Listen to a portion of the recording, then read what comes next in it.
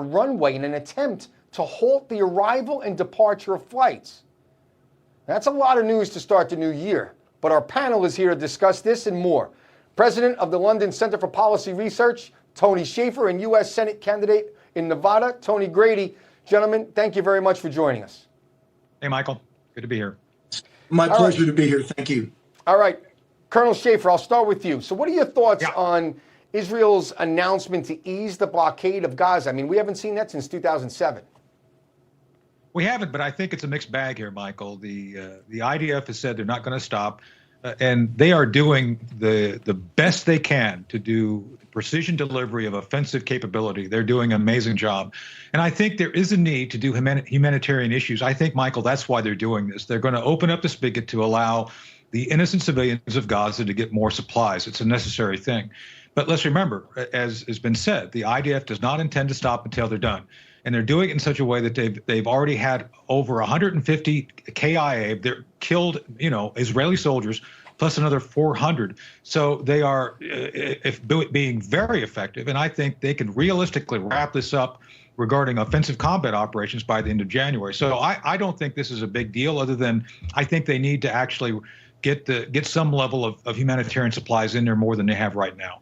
All right, Colonel Grady, Israel's set to pull thousands of troops out of Gaza. Now, this is the first significant decrease in forces since Hamas's deadly October 7th attacks. Is this the right move for them? Do you agree, like Colonel Shaffer just said, that they may be able to wrap this up by the end of January? I do agree. I think that they can wrap it up, but they wouldn't be removing those troops unless it wasn't within their war plans. So they understand what they're doing. They methodically understand what they're doing. And I think part of it is that to make sure that they don't get embroiled or entangled. And just to reiterate about the precision nature of what they're doing, they're probably removing the troops because they have a very good thought that they exactly know where Hamas is and that they can continue going along their war plans until they eliminate the threat. Yeah, I just for the audience's edification, I want to just emphasize one thing. And having been on the ground myself in combat, and with all the experience you guys have, I know that you're going to agree with me that the type of combat that the IDF is engaged in right now is probably or arguably the most dangerous you can have. No doubt. You're going door to door. You have IEDs, snipers, hostages that you're worried about. I mean, civilians, it just doesn't get any worse. I just wanted to throw that out there so that the audience understands that the IDF is up against the worst possible odds here. But I want to shift, if I can, Colonel Shaffer.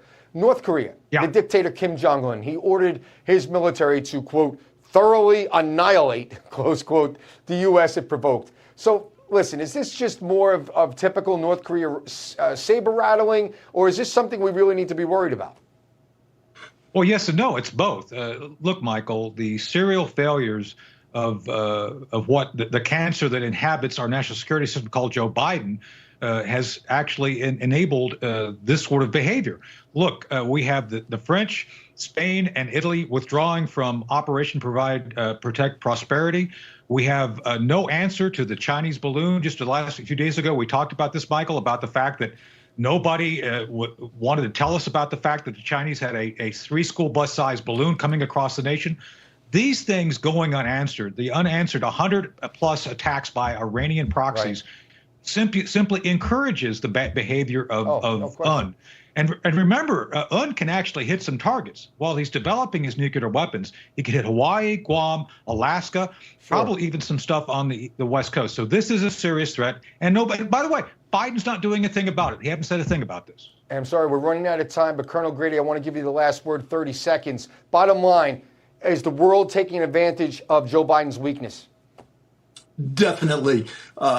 We have a regime that's reacting. It's very weak, and instead of leading, it's reacting. And Jackie Rosen, the senator, junior senator here, has supported everything that the Biden administration is doing. We need to change, and we need to lead, and we need to make sure that terrorists know that we won't negotiate with them and that we will stop them.